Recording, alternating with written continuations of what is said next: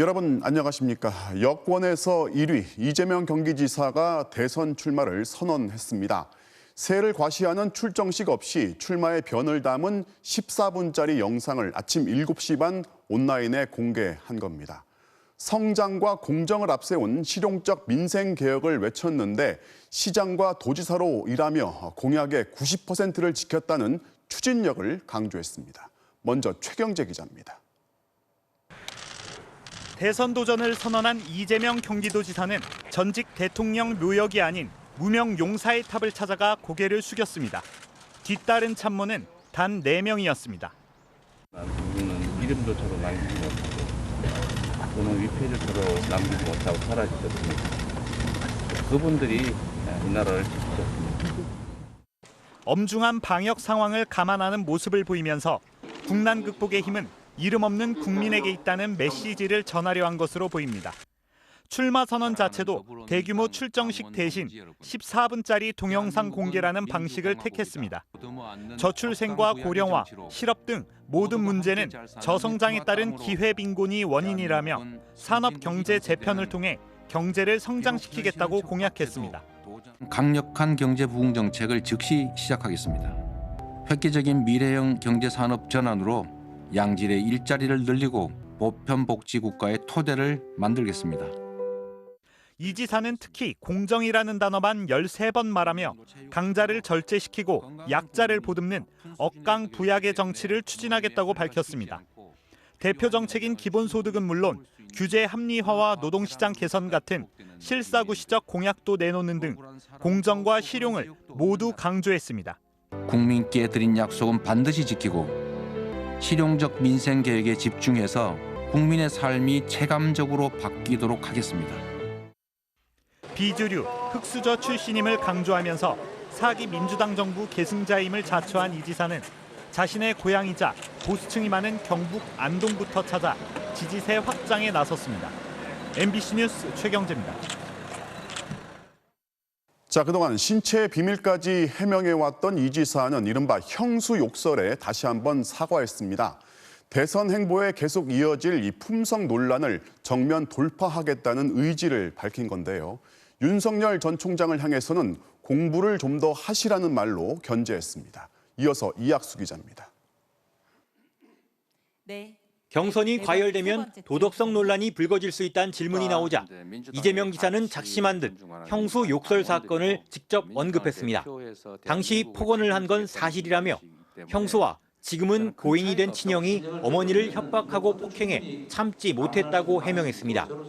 폐륜적 폭언을 들으셨고 심지어 어머니를 폭행하는 일까지 벌어졌기 때문에 제가 참기가 어려워서. 눈시울을 붉힌 이 지사는 당시 공직을 그만두는 것도 각오했지만 이제 10여 년 지났고 그 사이 성숙했다며 허리를 숙여 사과했습니다. 시정 개입이나 이권 개입을 막다가 생긴 것이었기 때문에 조금 감안해 주시고 또 제 부족함에 대해서는 용서를 바랍니다. 죄송합니다. 최대 약점으로 지목된 폭언 논란을 처음부터 정리하고 가겠다는 의도로 해석됩니다. 유력 야권주자인 윤석열 전 검찰총장의 출마 선언에 대해선 미래에 대한 이야기 없이 과거만 말했다는 게 아쉬웠다고 평가했습니다.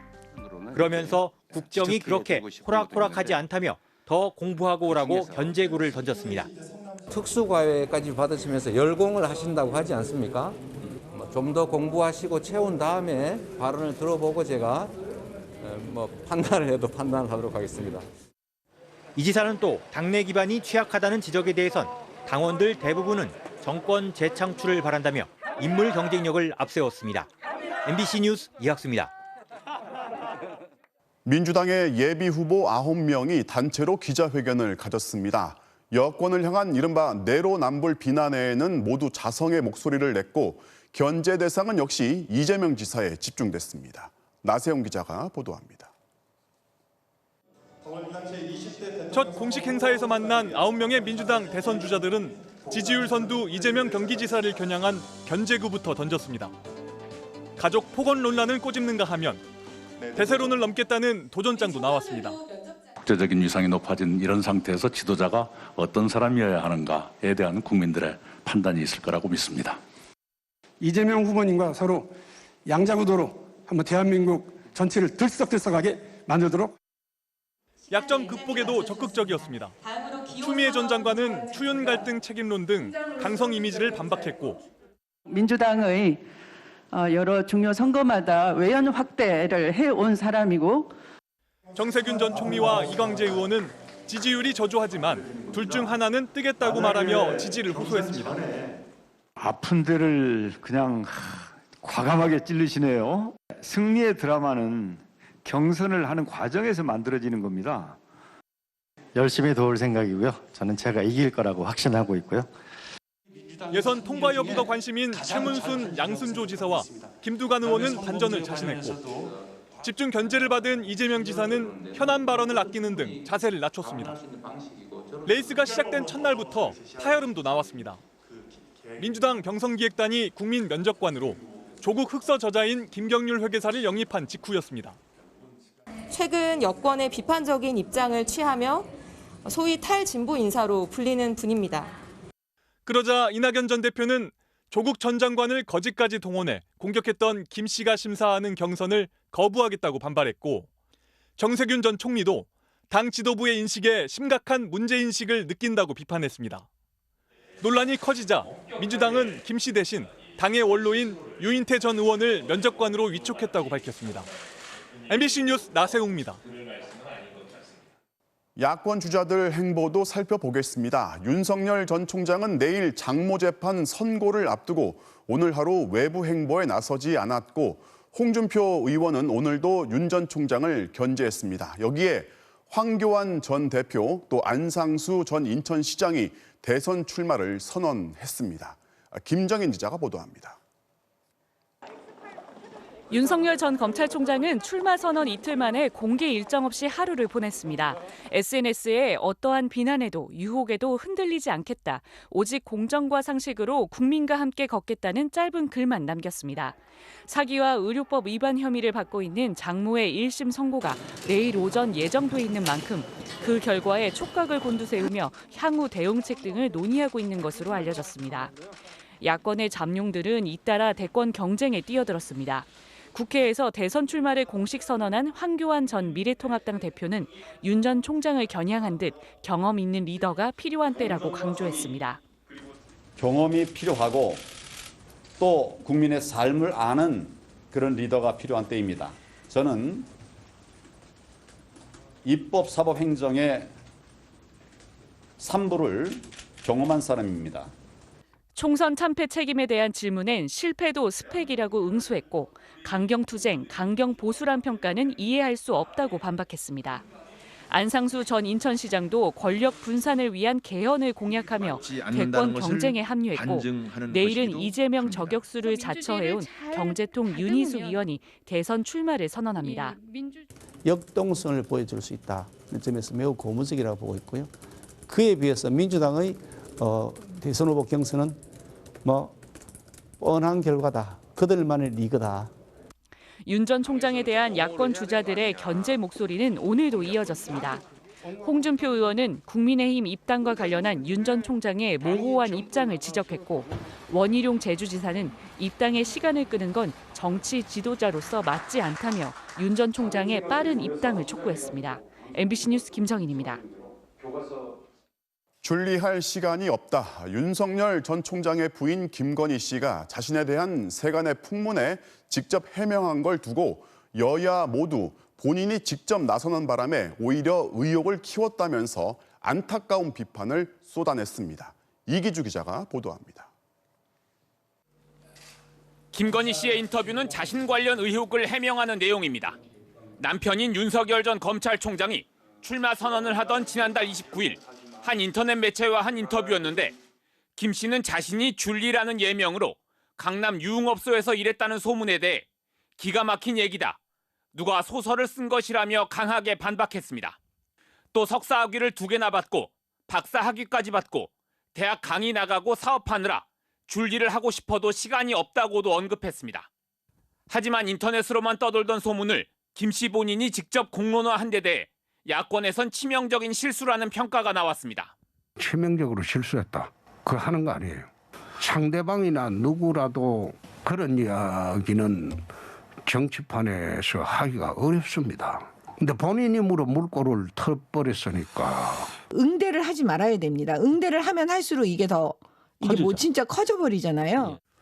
여권에서도 내가 MB 아바타냐던 과거 안철수 후보가 떠오른다며 자충수라는 지적과 함께 불리한 판단이 될 거라는 주장도 나왔습니다. 오히려 직접 인터뷰를 하면서 전 국민이 알게 한 뭐 이런 계기가 될 수도 있어요. 굉장히 불리한 판단이 아닌가 생각합니다. 윤 전 총장은 어제 국회를 찾아 부인의 인터뷰 자체를 모른다고 했지만 이후 방송 인터뷰를 통해 처가와 악연이 있는 사람들이 어떤 진영과 손을 잡고 하는 정치적인 공격이라고 뒤늦게 반박했습니다. 캠프 측 관계자는 김건희 씨가 정식 인터뷰에 응했던 게 아니었다며 캠프 내에서도 인터뷰 자체를 몰랐다고 말했습니다. 이동훈 전 대변인의 금품수수 의혹에 이어 의혹을 해명하겠다고 나선 김건희 씨의 인터뷰가 오히려 더 파장을 키우자 윤 전 총장 측은 당혹스러워하는 분위기입니다. MBC 뉴스 이기주입니다. 자, 오늘 새로 발생한 확진자는 어제에 이어서 오늘도 700명대를 기록했고 이 중에 85%가 수도권에서 나왔습니다. 확산세가 계속되면서 수도권에서는 새로운 거리두기 시행이 일주일 연기가 됐죠. 하지만 백신 접종자들은 오늘부터 밖에서 마스크를 벗을 수 있게 됐는데요. 현장의 모습 어땠는지 이덕영 기자가 취재했습니다. 서울 마포구의 공원. 2명의 어르신이 마스크를 벗고 장기를 두고 있습니다. 화이자 백신을 2차까지 다 맞은 접종 완료자들입니다. 마스크를 벗고 친구를 만나니 기분은 좋지만 공원이나 산길처럼 한적한 곳에서만 벗을 뿐 거리로 나가면 바로 다시 쓴다고 합니다. 저희들을 위해서 써야죠. 스스로. 사람 많은 데 가면은 내가 쓰지 말아 해도 코로나 걸린 사람이 옆에서 같이 대하면 또 옮길 수도 있어요. 또 다른 공원을 가봤습니다. 마스크를 쓴 사람들이 훨씬 많았습니다. 사람들이 쓸 때는 이걸 써야지 편해돼. 사람들이 싫어해. 거리로 가보니 마스크를 벗고 다니는 사람들은 찾아보기가 더 힘들었습니다. 백신을 맞은 사람이나 맞지 않은 사람이나 아직 감염 걱정이 더 크기 때문입니다. 근데 아직까지는 여러모로 델타 바이러스도 온다고 하니까 좀 위험하니까 당분간은 계속 써야 되지 않나 생각하고 있습니다. 5인 이상 모임 금지가 유지되고 있는 수도권의 경우 백신 접종 완료자는 인원 제한에서 제외되지만 5명 이상 모여 식사를 하는 경우는 보기 어려웠습니다. 아직까지도 사람들이 지키려고 하는 경우가 더 많은 것 같아요. 아까 손님들도 다 3명, 4명 이렇게 오시지. 이와 함께 백신 접종 사실을 증명할 수 있는 스티커 발급도 주민센터를 통해 시작됐습니다. 이거를 주민등록증에다가 이거를 딱 해주시니까 간편하고 사용하기가 아주 편리한 것 같아요. 정부는 백신 접종자라도 2m 이상 거리두기가 어려운 실외에선 반드시 마스크를 써야 하며 특히 경기장과 놀이공원 등에서 마스크를 쓰지 않으면 10만 원 이하의 과태료가 부과된다고 강조했습니다.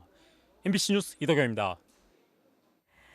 서울, 경기, 인천을 제외한 비수도권 지역은 오늘부터 새로운 거리두기 1단계가 적용이 됐습니다. 식당이나 카페는 영업 제한 시간이 없어졌고 사적 모임 인원 제한도 완화가 됐죠. 제주도에서는 해수욕장도 일제히 문을 열었다고 하는데요. 취재 기자 연결해 보겠습니다. 자, 박주영 기자, 그동안 꽉 막혔던 분위기가 좀 많이 달라졌을 것 같은데 어떤가요? 네, 제주시 2호 해수욕장에 나와 있습니다. 제주에서는 오늘 사회적 거리두기 1단계 시행과 함께 12개 해수욕장도 일제히 개장했는데요. 이곳 2호 해수욕장은 오후 7시에 운영 시간이 끝났지만 시원한 바닷바람을 쐬러 나온 관광객과 도민들로 북적이고 있습니다.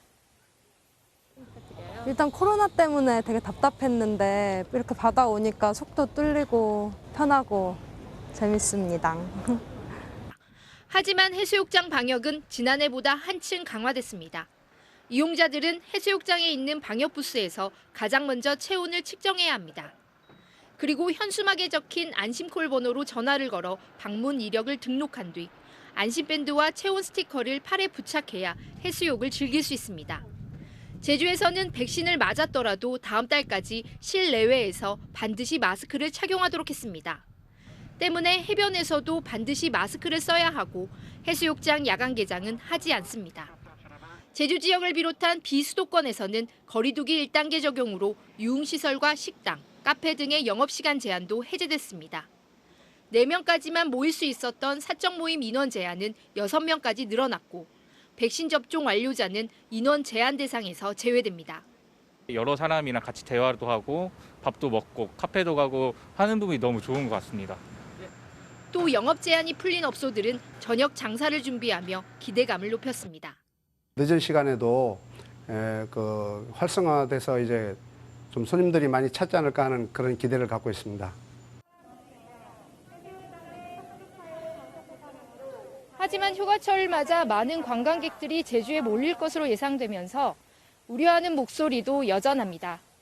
제주도는 코로나19 감염 상황과 관광객 증가 여부 추이 등을 지켜보면서 방역조치 강화를 검토할 계획입니다. 지금까지 제주에서 MBC 뉴스 박주연입니다. 검찰이 김학의 전 차관 불법 출국 금지 사건과 관련해서 이광철 청와대 민정비서관을 재판에 넘겼습니다. 그가 이번 사건의 전반을 주도했다는 게 검찰의 판단인데요. 이 비서관은 매우 부당한 결정이라면서 곧바로 사의를 표했습니다. 윤수환 기자입니다. 별장 성접대 의혹을 한몸에 받고도 검찰에서 2차례나 무혐의 처분된 김학의 전 법무차관. 현 정부 들어 대검 과거사 진상조사단의 재조사가 본격화했던 재작년 3월. 원래 출국하셨습니까? 한밤중 태국으로 출국하려다 긴급 출국 금지에 막혀 좌절됐습니다. 하지만 검찰은 당시 출국 금지 요청서 등이 가짜였다며 수사에 착수했고 실무를 맡았던 이규원 검사와 차규근 법무부 출입국 본부장을 지난 4월 재판에 넘겼습니다. 이어 석 달 만인 오늘은 이광철 청와대 민정비서관도 직권남용 혐의로 기소했습니다. 차 본부장과 이 검사를 조율하며 불법 출금을 주도했다는 겁니다. 김 전 차관의 출국을 불과 1시간여 앞둔 시점에 보고를 받은 이 비서관은 대검 차장의 승인이 있었다며 두 사람을 연결해 출금을 성사시킨 걸로 검찰은 보고 있습니다. 재판에 넘겨진 이광철 비서관은 검찰의 기소가 법률뿐 아니라 상식적 판단에서 매우 부당하다고 비판했습니다. 다만 직무 공정성에 대한 우려와 국정 운영의 부담을 깊이 숙고했다며 사의를 밝혔습니다. 최근 단행된 검찰 인사에 맞춰 수사팀이 교체될 예정인 가운데 이미 조사를 받은 다른 관련자들의 처리 방향도 관심입니다. 이 비서관의 직속 상관이었던 조국 당시 민정수석과 김 전 차관의 출국 사실을 조 전 수석에게 전달한 윤대진 전 법무부 검찰국장, 또 윤 전 국장과 출금 과정을 협의한 의혹을 받는 봉욱 전 대검 차장 등입니다. 특히 현직 검사장인 윤대진 전 국장의 경우 범죄 혐의가 발견되면 고위공직자 범죄수사처에 넘겨야 합니다. 그러나 기존 수사팀은 윤 전 국장을 조사한 지 반년 가까이 흘렀는데도 아무 결론을 내지 않은 채 해산했습니다. MBC 뉴스 윤선입니다. 이준석 국민의힘 대표가 과거 산업기능요원으로 군복무를 할 당시에 병역법을 위반했다는 의혹으로 고발을 당했는데 경찰이 수사에 착수했습니다. 이 대표는 병무청도 검찰도 이미 문제 없다고 했던 사안이라는 입장입니다. 신재영 기자가 보도합니다. 지난 2010년 지식경제부와 정보통신산업진흥원이 주관한 소프트웨어 마에스트로 사업. 정보통신 계열 우수 학생들을 한국의 빌 게이츠나 스티브 잡스로 키우겠다며 시작한 사업입니다. 당시 산업기능요원으로 대체 복무를 하던 국민의힘 이준석 대표는 이 사업에 지원했고 장학금 100만 원과 노트북을 지원받았습니다. 그런데 당시 모집 공고에는 고등학교나 대학원 재학생만 지원할 수 있다고 돼 있는데 이 대표는 졸업생 신분이라 지원 자격이 없었다는 주장이 여당에서 제기됐습니다. 자격도 안 되는 사람이 허위로 지원해 장학금까지 받았다라고 하면 업무방해를 넘어 사기죄까지 성립할 수 있을 것입니다. 이 대표 측은 애초 지원 자격이 재학생으로 제한된 적이 없고 선발 과정이 투명했으며 휴가와 외출 처리도 정확히 했다고 반박했습니다. 그러면서 당시 지원서까지 공개했습니다. 졸업생 신분이었던 사람이 저밖에 없는 것도 아니고 그렇기 때문에 그게 계속 그런 거 찾아가지고 제기할 수는 있겠지만은 이미 병무청 실사에서도 그다음에 검찰 조사에서 뭐 아무 문제 없다고 된 것이기 때문에 상당히 의아하고. 한 시민단체는 군 복무 중 정부 사업 지원을 받은 사실이 병역법과 산업기능요원의 겸직 금지 조항을 위반한 소지가 있다며 이 대표를 경찰에 고발했습니다. 서울경찰청은 이 사건을 이 대표의 주소지인 노원경찰서 대신 경찰의 특수부격인 반부패 공공범죄수사대에 맡겨 수사에 착수했습니다. MBC 뉴스 신재용입니다. 사기 혐의로 수감 중인 사업가 김모 씨가 현직 부장검사에게 금품을 제공한 의혹, 전현직 언론인에 이어서 현직 경찰서장도 입건됐고 수사의 방향은 이제 정치권으로 향하고 있습니다. 김 씨가 큰 사업체를 운영하는 것처럼 행세하면서 이 로비 공간으로 수영장 딸린 고급 빌라를 이용했다고 하는데 현장을 직접 가봤더니 김 씨와 전혀 관련이 없었습니다. 손하늘 기자가 취재했습니다. 경북 포항의 구룡포. 사기 혐의로 구속된 뒤 검찰과 경찰, 언론인들에게 금품을 제공했다는 진술을 한 사업가 김 씨의 주요 활동 무대였던 곳입니다. 김 씨는 이곳 항구의 어선 수십 척과 인근 고급 풀빌라형 숙박업소가 자기 소유인 것처럼 행세했습니다. 이 풀빌라에서 슈퍼카와 함께 찍은 사진을 SNS에 올리기도 했습니다. 하지만 이곳의 풀빌라 역시 김 씨 소유도 아니었고 아무런 관계도 없었습니다.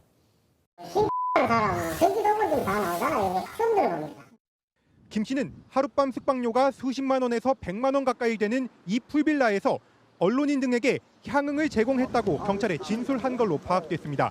실제로 김 씨는 재작년 3월 이 풀빌라를 예약해 숙박비를 결제한 걸로 확인됐는데 경찰은 이 시기 접대가 이뤄진 게 맞는지 사실관계를 확인하고 있습니다. 경찰은 또 김 씨의 비서 역할을 한 걸로 알려진 A 씨를 최근 불러 조사했습니다. A 씨는 김 씨가 청탁금지법 위반 혐의로 입건된 이동훈 전 조선일보 논설위원, 엄성섭 TV조선 앵커 등을 만나는 자리에 동석한 걸로 알려졌습니다. 포항에서 MBC와 만난 김 씨의 지인들은 비석격인 A 씨가 금품과 고가 선물을 전달하는 역할을 해왔고 증거가 될 수 있는 녹취 파일들도 가지고 있다고 전했습니다.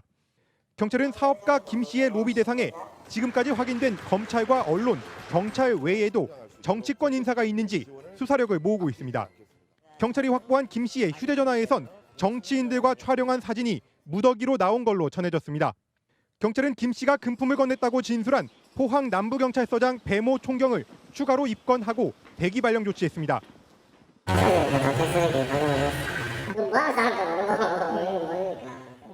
경찰은 금품이 오간 증거가 포착된 인사들에 대해선 대가성 여부를 살피면서 김 씨가 벌인 로비의 전체적인 규모를 파악할 계획입니다. MBC 뉴스 손하늘입니다. 파리바게뜨가 제빵사들을 노조에서 탈퇴하도록 공작을 했다는 폭로가 나왔습니다. 현장 관리자들이 제빵사를 설득해서 탈퇴시키면 노조원 한 사람에 최대 5만 원의 포상금까지 지급했다는 겁니다. 윤상문 기자가 취재했습니다. 파리바게뜨 제빵 노동자들이 소속된 SPC그룹의 자회사 PB파트너즈. 이 회사의 민주노총 소속 소수노동조합에서 3월부터 갑자기 탈퇴가 폭증했습니다. 700명대이던 조합원 수가 석 달 만에 반토막이 났습니다. 어떻게 된 걸까? 노조는 오늘 사측의 노조 탈퇴 공작 의혹을 제기했습니다. 본부장급 임원이 직접 노조 탈퇴 실적을 압박했다며 한 현장 관리자의 증언을 공개했습니다. 민주노총에 누가 가입돼 있고 이런 기사 명단이 있는데 거기 이제 뭐 빨간 표시가 돼 있다든지 이번 달 내로 최대한 빨리 해라. 직원 1명 탈퇴에 5만 원씩 포상금도 줬다고 합니다. 탈퇴만 시킨다고 해서 돈을 주는 게 아닙니다. 탈퇴를 시키고 한노에 가입을 시키면 금액이 뭐 맥스가 5만 원이다 이러면서 그 자리에서 돈을 주니까 또 못한 BMC들은 좀 자책감이 들고. 이 관리자는 더 윗선의 지시가 있었을 거라고 말했습니다. 위에 대표 이사입니다. 뭐 이런 얘기를 하더라고요. 그래서 매일매일 뭐 노조 가입은 오늘 몇 명 했는지 이런 거를 물어보려고 전화가 온다 이런 얘기를 하더라고요. 실제로 현장의 제빵 노동자들은 최근 간부들로부터 여러 차례 탈퇴 요구를 받았다고 합니다. 기사님들 뭐 탈퇴하는 게 어떤 거 해가지고 전화해보는 거야. 탈퇴하는 게 왜 좋아요? 신고하려고 그러지 또. 뭘 신고를 해요? 탈퇴하라고 강요했다고. 회사가 원하는 노조는 한국노총이니 민주노총을 탈퇴해라. 한국노총 가입 안 해도 되니 민주노총만 탈퇴해라. 일주일에 몇 번이고 근무 중에 찾아가 불안감을 조성하고 끈질기게 매달리며 탈퇴 작업을 했습니다. 파리바게뜨에서는 지난 2016년 불법 파견 고용, 공짜 노동 문제가 터졌습니다. 당시 SPC 그룹은 자회사를 통해 제빵 노동자들을 고용하고 임금도 본사 수준으로 올려주기로 약속했습니다. 하지만 약속을 안 지킨다는 논란이 계속되고 있습니다. SPC 그룹은 사실 무근이며 조합원 탈퇴는 노조 사이의 경쟁에서 벌어진 일이고 회사는 관련이 없다고 주장했습니다. MBC 뉴스 윤상문입니다. 정부가 마련한 재난지원금 지급 계획이 공개됐습니다. 소득 하위 80% 국민 한 사람한테 25만 원씩 지급을 하고요. 저소득층은 10만 원을 추가로 더 지원하기로 했습니다. 또 방역 조치로 피해를 본 소상공인한테는 최대 900만 원을 지급하는데요. 김세로 기자가 자세히 전해드리겠습니다. 올해 세금이 많이 거쳐 남은 돈은 35조 원. 2조 원은 나라 빚을 갚고 나머지 33조 원을 추가 예산에 편성했습니다. 절반인 15조 7천억 원은 국민 지원금과 소상공인 피해 지원에 씁니다. 철저한 방역과 완전한 경기 회복을 위하여 재정 역할을 최대한 강화하고자 노력하였습니다. 소득 하위 80% 가족에게는 한 명당 25만 원이 지급됩니다. 지난번에는 가족 4명 100만 원이 상한이었는데 이번에는 한도가 없습니다. 5명이면 125만 원, 6명이면 150만 원을 받습니다. 신용카드, 체크카드, 선불카드로 쓸 수 있습니다. 기초생활수급자와 차상위계층, 한부모 가정은 1인당 현금 10만 원을 추가로 받습니다. 소득 하위 80%를 어떻게 정할까? 정부는 건강보험료를 기준으로 삼겠다고 했습니다. 세전 소득 기준으로 하면 1인 가구 월 365만 원, 4인 가구는 975만 원 정도입니다. 하지만 이 기준이 문제가 있다며 이런저런 제안들이 또 나오고 있습니다. 전국민 재난지원금 관련해서 논란이 많습니다.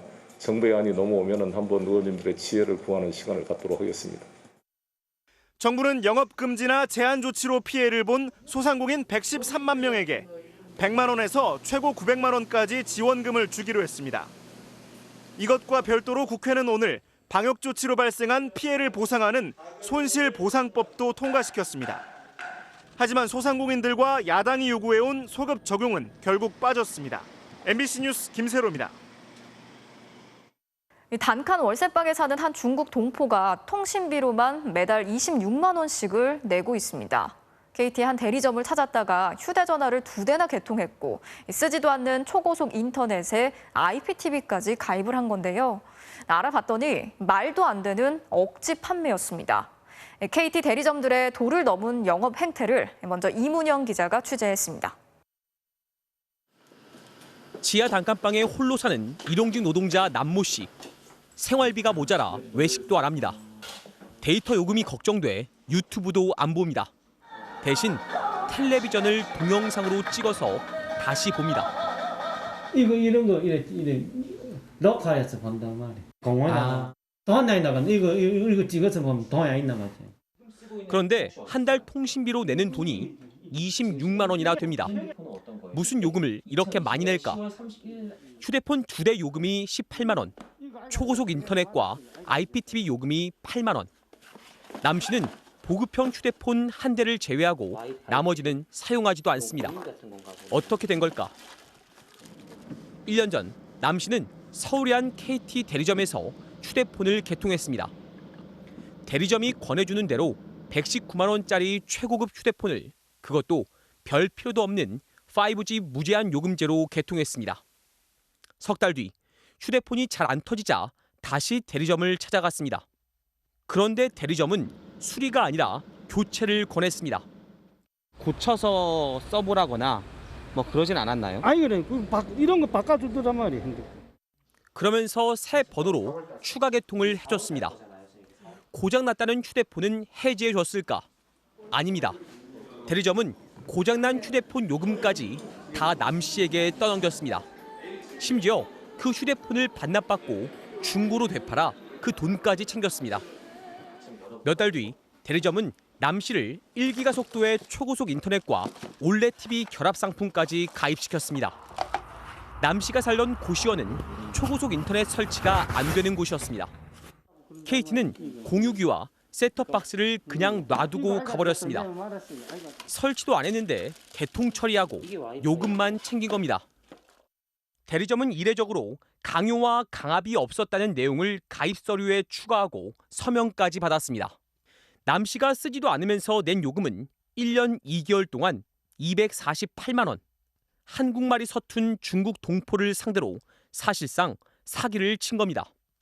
남 씨의 월세방을 구해준 공인중개사는 이 사연을 듣고 남 씨를 돕기 위해 KT에 항의했습니다. 하지만 KT 고객센터는 계약서를 썼으니 해결해 줄 수 없다고 답했다고 합니다. 막노동하고 해서 겨우 이제 생활하시는 분인데 이분들한테까지도 이렇게 뭐 KT라 뒤집어 씌워서 돈을 이렇게 번다는 자체가 제가 볼 때는 참 한국인으로서 좀 이렇게 좀 창피하다. 취재가 시작되자 KT는 뒤늦게 부당한 영업을 인정하고 보상에 최선을 다하겠다고 밝혔습니다. MBC 뉴스 이문현입니다. KT의 도를 넘은 영업 사례가 또 있습니다. 통신비를 할인해주겠다면서 멀쩡한 휴대폰을 새 걸로 바꿔주고 심지어 대학생을 상대로 1,000만 원이 넘는 상조 상품까지 끼워 팔았습니다. 왜 이런 말도 안 되는 영업이 반복되는 건지 이어서 김윤미 기자가 전해드리겠습니다. 대학생 김 씨는 2달 전 커피 쿠폰을 무료로 준다는 말에 KT 대리점에 들어갔습니다. 이미 최신 아이폰을 쓰고 있는 김 씨에게 대리점은 또 바꾸라고 했습니다. 똑같은 아이폰으로 바꾸면 요금을 할인해 준다고 했습니다. 할인을 3개는 더 받을 수 있는데 왜 안 받냐고 그러면서 그 할인을 받으려면 똑같은 핸드폰으로 교체를 해야 된대요.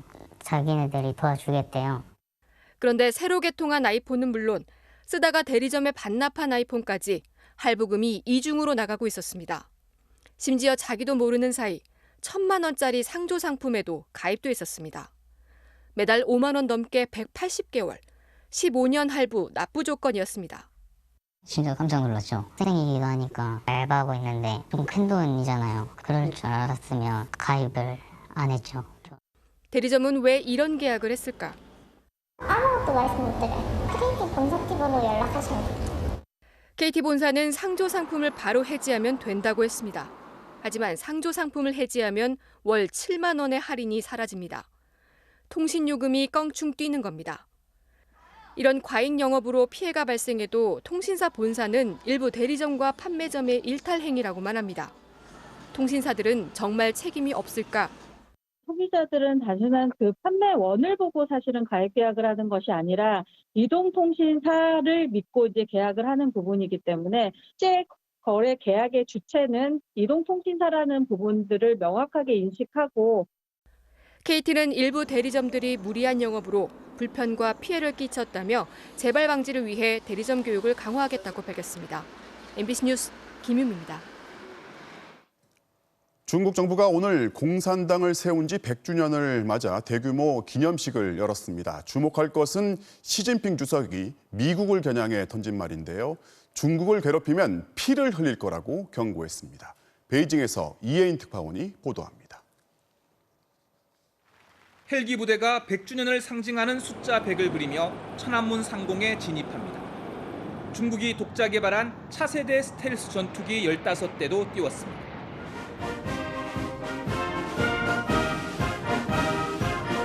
중국 전역에서 선발된 7만여 명은 마스크를 쓰지 않았습니다.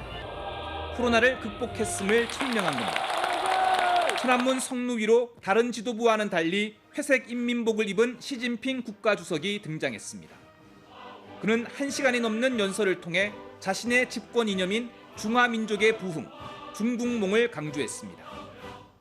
向着全面建成社会主义现代化强国的第2个100年奋斗目标迈进. 그러면서 최근 홍콩 신장의 인권 문제와 대만 문제를 놓고 압박 수위를 높이고 있는 미국을 겨냥해 작심 발언을 내놨습니다. 중국이 당하는 시대는 이제 끝났다며 외부 세력이 중국을 괴롭히면 피를 흘리게 될 거라고 경고했습니다. 강력한 군대 건설 계획도 선언했습니다. 必将在14多亿中国人民用血肉铸成的钢铁长城面前碰得头破血流。 중국 정부는 창당 100주년을 앞두고 전국 주요 도시에서 대규모 레이저쇼 등 선전전을 펼치며 내부 결속을 강조해 왔습니다. 시진핑 주석이 자신의 집권 기간 이룬 성과를 과시하며 장기 집권을 노린다는 관측도 나옵니다. 하지만 미국과의 갈등 등 대외적인 문제뿐만 아니라 경제 성장에 따른 빈부격차 등 내부적인 문제도 커지고 있습니다. 시진핑 주석이 천명한 중국몽 실현을 위해 풀어야 하는 과제가 만만치 않다는 얘기입니다. 베이징에서 MBC 뉴스 이혜인입니다.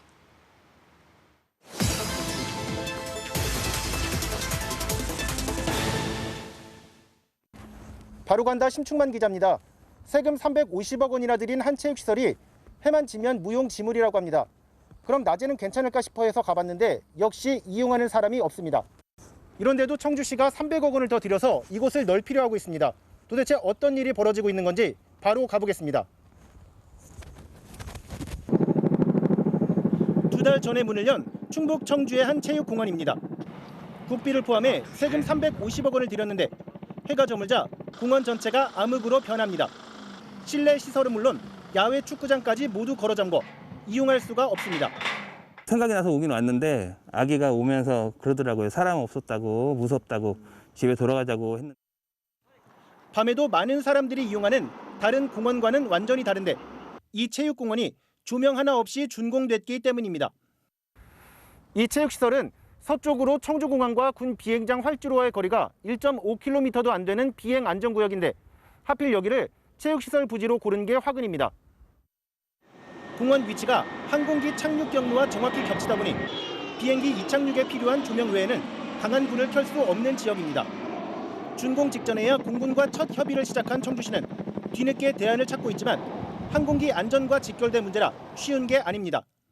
안 되면은 글쎄 이제 나중에 이제 그 낮에만 활용할 수 있는 그런 거밖에 시설이 안 됩니다. 그렇다고 낮에 이용하기도 쉽지가 않습니다.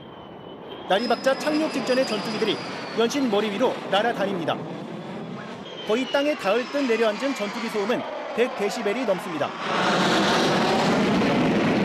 귀를 막아야 할 정도입니다. 취재를 위해 머물던 2시간 동안 착륙한 전투기만 20대가 넘습니다. 보통 한 10시 넘어야 이제 시작해가지고 계속이죠 뭐. 지금 심할 때는 밤에까지 야간. 이렇다 보니 개장 첫 달 특히 족구장은 이용한 사람이 아무도 없었습니다. 심판 레프리의 휩쓸 소리도 알아들을 수가 없고 선수들도 뭐 경기를 집중해서 할 수가 없고 뭐 일부는 귀를 막는다든가 뭐. 이 공원에는 원래 냄새가 심한 양돈 단지가 있었습니다. 2013년 청주시가 이 땅을 통째로 사들였고 국비를 가장 많이 받아낼 수 있는 체육공원으로 만들었습니다. 악취 민원을 해결하고 최대한 나랏돈을 받아내는 게 목적이다 보니 조명도 소음도 고려하지 않고 수백억 공사를 강행한 것입니다. 협의 도시계획 그 인가 과정에서 이제 공군과 이제 그 협의를 보내서 결과에 의해서 우리가 사업을 진행했어야 되는데 좀 누락했던 그런 사항이 있습니다. 이런데도 청주시는 이 체육공원에 300억 원을 더 투입해 인공 암벽장과 야구장까지 짓겠다는 계획입니다. 바로 간다 심충만입니다.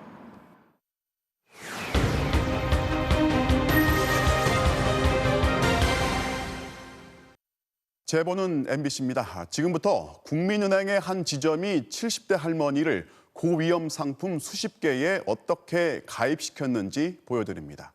그저 도를 넘은 영업활동 정도로 볼 수 있는 건지 은행한테는 할머니의 잔고가 실적의 목표물이었을지 몰라도 할머니한테는 이 은행 건물을 10년 동안 새벽 청소하면서 한 푼, 두 푼 모은 땀의 결실이었습니다.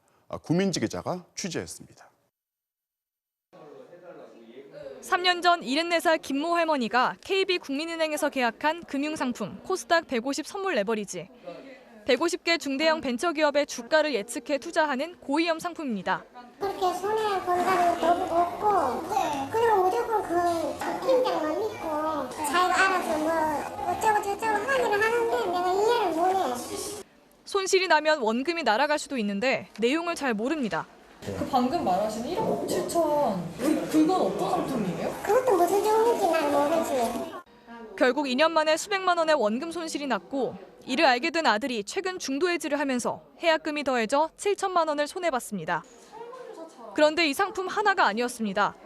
지난 2007년부터 14년간 김할머니는 증권 투자 신탁 37개, 상장 지수펀드 혹은 증권 43개 등 무려 80건의 투자 상품에 가입했습니다. 4일 만에 6개 상품에 6,200만 원을 투자하기도 했습니다. 심지어 은행 직원은 안전한 상품에 가입시켜달라는 할머니 아들의 부탁을 직접 받고도 고위험 상품을 계약하게 했습니다. 이거 한번 들어보세요. 잠깐만 나 뭐가 뭔지 모르겠어.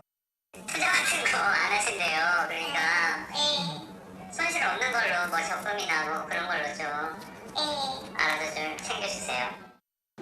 할머니는 수시로 해지와 가입을 반복했는데 수익을 낸 것도 있지만 어떤 상품은 20% 넘게 손실을 보기도 했습니다. 진짜 황당하죠. 이것만 보면은 진짜는 엄마는 진짜 그 전문 투자자예요. 어떻게 이런 일이 가능했을까? 최근 해지한 한 계약서에는 70대 할머니인 김 씨가 투자 상품에 대해 높은 이해도를 가졌고 원금을 초과하는 손실을 감내할 수 있다고 적혀 있습니다. 그러니까 내가 이게 뭐냐고 그랬더니 이거는 3.5%라고 그러니까 나는 손해 없이 그냥 나오는 줄 알고. 김할머니가 직접 써야 하는 부분은 비어 있고 은행은 대신 녹취를 해놨는데 이게 그 내용입니다. 이 상품의 위험 등급은 1등급이 매우 높은 위험이고 최대 수출 가능 금액은 신당 5만의 100%이며 예금자 보호 비대상 상품입니다. 지금까지 원금 비부전형에 대한 상품 설명을 모두 마쳤습니다. 읽어주시면 돼요. 이게 뭐라고? 읽으셔야 돼요. 지금 읽어. 네, 지금 손 달라하면 EAS 21 7575 원금 비보장형. 네. 김할머니는 이 국민은행 지점이 입주한 건물에서 10년째 청소일을 하며 돈을 모았습니다. 국민은행 측은 수익을 내주려는 좋은 의도로 권한 상품들로 가입 절차는 합법적이고 일부 상품은 실제로 이익을 보기도 했다고 해명했습니다. 하지만 김할머니 측은 제대로 된 설명을 들은 게 아니었다며 해당 지점을 불안전 판매로 금융감독원에 신고했습니다. MBC 뉴스 구민지입니다. 40대 계모가 13살 의붓 딸을 무참히 폭행해 숨지게 한 사건을 얼마 전에 전해드렸는데 2년 전부터 상습적인 학대가 있었던 것으로 드러났습니다. 경찰은 이 계모에게 이른바 정인이법을 처음으로 적용했습니다. 문철진 기자가 취재했습니다. 지난 23일 새벽 구급대원이 아파트 밖으로 뛰어나오고 뒤이어 중학생 딸을 아는 아버지가 서둘러 구급차에 오릅니다. 곧바로 병원으로 달려갔지만 딸은 숨지고 말았습니다. 40살 의붓 어머니는 전날 밤 2시간여 동안 손으로 때리고 발로 밟는 등 딸을 심하게 폭행했습니다. 이혼과 양육 문제 등으로 남편과 크게 다툰 직후였습니다. 딸이 숨을 가쁘게 쉬고 몸에 힘이 빠지는 등 상태가 악화됐지만 5시간 동안 방치했습니다. 경찰 조사 결과 계모의 학대는 2년 전부터 계속됐고 남편과 별거를 시작한 지난 3월부터는 더 심해진 것으로 드러났습니다. 지난해 여름부터 확인된 학대 행위만 4건입니다. 부부 간의 갈등과 또 자녀에 대한 불만 이런 게 지속적인 상습 학대로 이어졌습니다. 부검 결과 딸의 사인은 외부 충격으로 인한 장기 손상이었습니다. 계속된 폭행과 학대 때문에 장염이 생겨 복부가 부풀어 있었는데 또다시 장시간 폭행을 당하면서 몸이 견딜 수 없었던 겁니다. 경찰은 지난 2월 신설된 이른바 정인이법 아동학대 살해죄를 적용해 의붓 어머니를 검찰에 송치했습니다. 딸이 사망할 수도 있다는 걸 알면서도 사정없이 때리고 방치하는 등 미필적 고의에 의한 살인을 저질렀다고 본 겁니다. 상습 학대 혐의 인정합니까? 다른 자녀에 대한 학대 혐의 인정하십니까? 계모의 아동학대 살인죄가 법원에서 인정되면 사형이나 무기징역 또는 7년 이상의 징역형을 받게 됩니다. MBC 뉴스 문철진입니다. 올림픽을 불과 20여일 앞둔 일본 도쿄에서는 확진자가 다시 심각한 수준으로 급증하고 있습니다. 긴급 사태 선언을 다시 발령하는 것까지 검토가 되고 있고 올림픽 경기도 무관중으로 진행해야 한다는 지적이 나오고 있습니다. 도쿄에서 고현승 특파원이 전해드리겠습니다. 시부야 스크램블 교차로는 다시 인파로 뒤덮였고 최대 쇼핑가 긴자의 백화점 앞엔 개점 전부터 줄이 생겼습니다. 家にいる時間が長かったので、購買意欲がかきたてられるというか。 2명 이하 90분까지만 허용됐지만 거의 2달 만에 주류 판매가 재개되면서 술집들도 활기를 되찾았습니다. ちょっと開放感ってありますよね。自重しなきゃいけない部分はありますけどね。 긴급 사태 해제 후 경계감이 풀리면서 도쿄 확진자는 다시 700명대까지 늘었습니다. 정부가 정한 7개 지표 가운데 일주간 10만 명당 확진자 수와 자택 등 요양 중인 확진자 수는 가장 높은 4단계, 폭발적 감염 확대에 들어섰습니다. 병상 사용률 등 나머지 5개 지표도 3단계로 높아졌습니다. 특히 감염력이 강한 델타 변이 신규 확진자가 현재 30%에서 7월 중순 50%로 늘어나고 올림픽 기간 중 확진자가 4,000명까지 늘 수 있다는 전문가들의 경고도 나왔습니다. デルタ株でさらにその感染拡大のスピードが速くなるという可能性も考えた対策というのが求められると。 백신 총력전도 주춤해졌습니다. 공급량이 모자라 직장 접종 신청은 중단했고 일선 지자체에선 예약을 못 받고 있습니다. ワクチンが来ない以上打てませんので、ワクチンの不足に伴う対応といたしまして予約受付の一部延期と。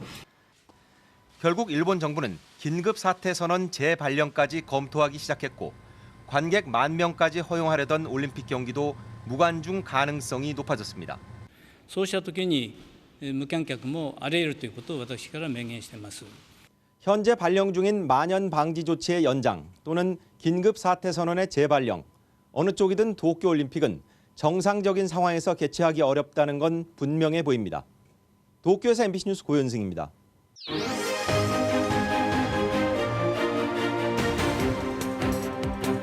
정치적 참견 시점 정치팀 김지경 기자 나와 있습니다. 자, 오늘 준비한 소식 볼까요? 네.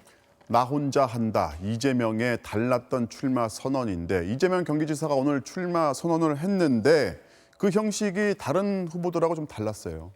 네, 이 지사는 여권에서 지지율 1위를 독주하고 있는데요. 그런데 정작 출마 선언은 아주 조용하게 치렀습니다. 네. 유튜브 영상으로 나 홀로 출정식을 했는데요. 이 지사가 어둠 속에서 조용히 헌법을 읽는 장면으로 시작됩니다. 영상부터 먼저 보시죠. 네. 대한민국의 주권은 국민에게 있고 모든 권력은 국민으로부터 나온다. 대한민국 헌법 제1조를 읽으면서 두렵고 엄숙한 마음으로 제20대 대한민국 대통령 선거에 출마를 선언합니다.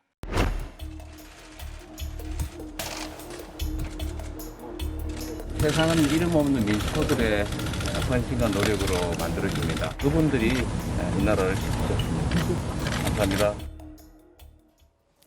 네, 이재명 캠프에서는 코로나 때문에 국민들이 불안하지 않도록 영상으로 출마를 선언했고요. 또 현충원 참배 인원도 최소화했다고 설명했습니다. 뭐 이틀 전 윤석열 전 총장 출마 선언하고 비교가 될 수밖에 없단 말이죠. 네, 윤 전 총장은 지지자들의 환호 속에서 정부를 비판하면서 출마 이유를 설명했는데요. 네. 반면에 이 지사는 자신이 대통령이 되면 어떤 정치를 할지 차분하게 설명하는 방식으로 출사표를 던졌습니다. 비교해서 들어보시죠. 네.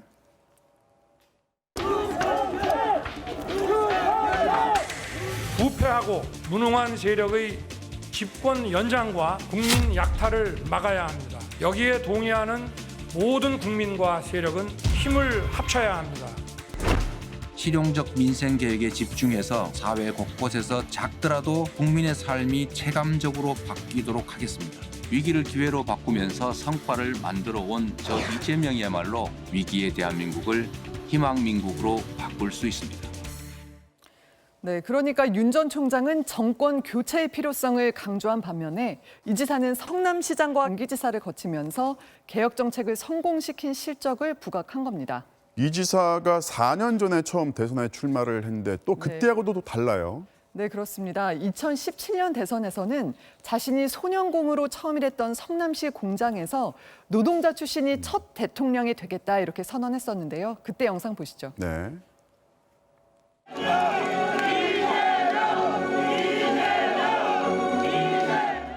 1976년 봄 12살 어린 나이로 깔끔한 교복 대신에 기름때 묻은 회색 작업복을 걸친 채 공장으로 향했습니다.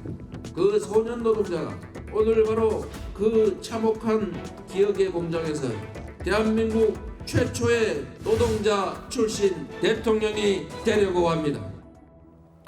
네, 야권 신인 주자였던 이때하고는 다르게 지금 이 지사는 집권 여당의 1위 후보고요. 그런 만큼 국민들이 먹고 사는 문제를 해결하는 민생 개혁을 강조하고 있습니다. 자, 이 지사의 약점이 이제 도덕성 논란인데 다시 등장하는 것 같아요. 네, 벌써부터 이 지사의 도덕성을 문제 삼는 비판들이 나오고 있는데요. 여기에 대한 이 지사 답변까지 이어서 들어보시죠. 네. 막말 프레임으로 지난 5년 동안 내가 고생을 했죠. 그런데 이제는 그 프레임을 이제 걸기가 어려울 겁니다. 이재명 지사는 막말을 넘어서 그 쌍욕하는 사람이야. 쌍욕하는 사람인데 쌍욕하는 사람이 막말한다고 이야기하는 거는 더 웃기지요. 견디기 어려운 폐륜적 폭언을 들으셨고 심지어 어머니를 폭행하는 일까지 벌어졌기 때문에 제가 참기가 어려워서 그런 상황에 이르렀습니다. 제 부족함에 대해서는 용서를 바랍니다. 죄송합니다. 네, 도덕성 논란에 대해서는 사과할 건 사과하고 또 해명할 건 해명하면서 정면 돌파한다는 게 이 지사의 기본 입장입니다.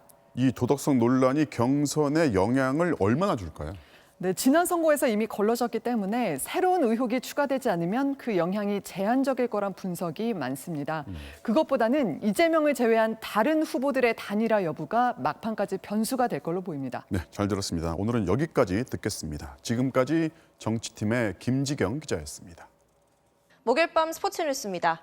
월드컵 아시아 최종 예선 조추첨에서 우리 대표팀이 최악의 조편성을 받았습니다. 우리를 제외한 모든 팀이 중동팀으로만 구성됐습니다. 손장훈 기자입니다. 역대 최악이라고 불릴 만한 대진표였습니다. 대표팀은 이란과 아랍에미리트, 이라크, 시리아, 레바논과 함께 최종 예선 A조에 편성됐습니다. 최종 예선 상대팀이 모두 중동 국가인 건 사상 처음으로 역대 전적 9승 9무 13패로 가장 껄끄러운 상대인 이란과 최종 예선에서만 4회 연속으로 만나게 됐습니다. 내년 3월까지 A매치 데이에 2경기씩 열리는데 대표팀은 매번 홈 경기를 치른 뒤 바로 중동 원정을 떠나야 해요. 이동 거리가 만만치 않게 됐습니다. 또 그동안 중동 원정에서 상대 밀집 수비와 악명 높은 침대 축구에 고전했던 만큼 월드컵 본선까지 힘겨운 가시밭길을 걷게 됐습니다. But we will try to do our best and achieve our goal. That is not a question to be happy. Is accept the draw. The draw. 처음으로 최종 예선에 오른 베트남은 일본, 호주, 중국 등과 함께 B조에서 월드컵 본선행을 다투게 됐습니다. 좋은 경험, 할 수 있는 계기가 될 것이라 생각하고 있고 끝까지 경쟁에서 도전하는 자세로 이번 대회에 임할 생각입니다.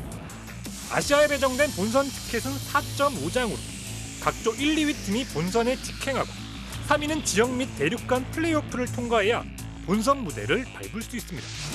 대표팀은 오는 9월 2일 이라크와의 홈 경기를 시작으로 10회 연속 월드컵 본선 진출에 도전합니다. MBC 뉴스 손장훈입니다. 프로야구에서 마치 이어달리기 같은 진기한 주루 플레이가 나왔습니다. 주자 2명이 거의 동시에 홈으로 파고들어 세이프를 만들었습니다. 목요일 밤 스포츠 뉴스였습니다.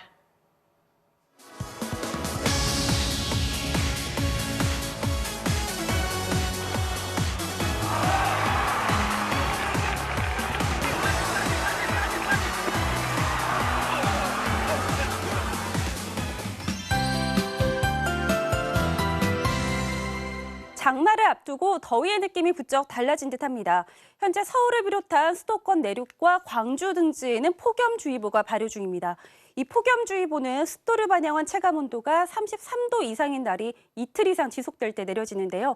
내일 서울의 낮 최고 기온이 32도까지 오르는 등 무더위가 반짝 기승을 부리겠습니다. 토요일에는 전국에서 동시에 장마가 시작됩니다. 요즘은 장마가 변덕스럽고 또 강도도 강해지는 추세인데요. 올장마도 시작부터 강합니다. 특히 일요일 오전에 집중호우가 우려되는 만큼 비 피해 없도록 대비를 철저히 하셔야겠습니다. 현재 정체전선은 중국 남부부터 일본 남쪽에 위치해 있고요. 내일 밤에는 제주도 인근 해상까지 북상할 전망입니다. 자세한 지역별 내일 날씨입니다. 아침에는 짙은 안개를 조심하셔야겠고요. 오후에는 수도권 등 서쪽 내륙을 중심으로 소나기 가능성이 있겠습니다. 아침 최저 기온은 서울 23도 등으로 오늘보다 높겠고요. 낮 최고 기온은 서울 32도, 대구 30도까지 오르겠습니다. 다음 주에도 사나이 주기로 저기압이 정체전선을 끌어올리면서 비가 오는 날들이 많을 전망입니다. 날씨였습니다. 7월 1일 뉴스데스크 마치겠습니다. 오늘도 함께해 주신 여러분 고맙습니다.